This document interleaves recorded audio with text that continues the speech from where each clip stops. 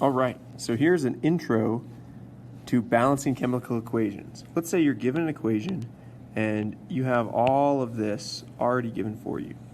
We have products that are real and neutral and balanced, right? Zn is a +2, chlorine is a -1, so it's a neutral compound, and hydrogen is a diatomic element, so it always forms and shows up in those pairs. So we're good to go. It's got everything we need. So now it's up to the balancing part. In the end of the day, I need to make sure I have the identical number of atoms of whatever I have in the reactants, total and equal to the number on the product side. We don't lose or add or create atoms. We just rearrange them in chemistry. And so here's what we do. The way that I like to do it in this method where I write out and tally, I want to do these counts, and I count individual atoms. Some folks will do shortcuts and they'll say, oh, well, this whole ion stays together. It's like it does sometimes, but not always.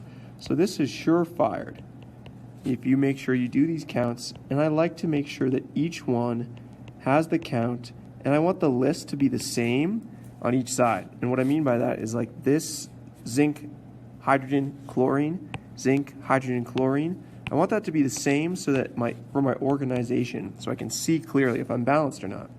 But then I do these counts where I count the number of atoms in each one, in each of these compounds. And this is just the original, what is given in the unbalanced chemical equation. Remember that this whole thing is starting off unbalanced. So that's important to keep in mind. It is not yet balanced. Hopefully we'll get there. So when I do this, I'm doing these counts mostly just to make it obvious to me which ones are not balanced yet. My hydrogens are not balanced. My chlorines are not balanced.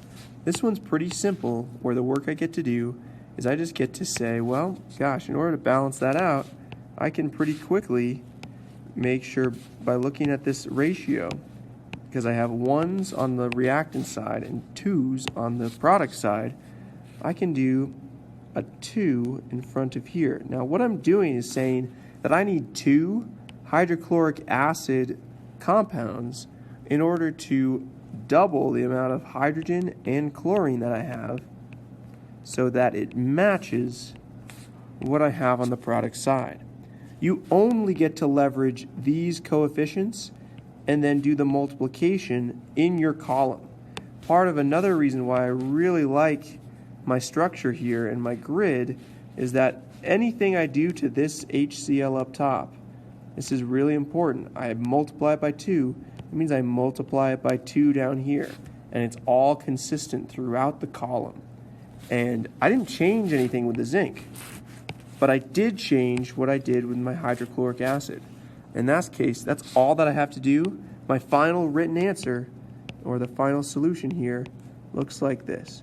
2 times hydrochloric acid turns into hydrogen gas plus zinc chloride ionic compound. That's our solution.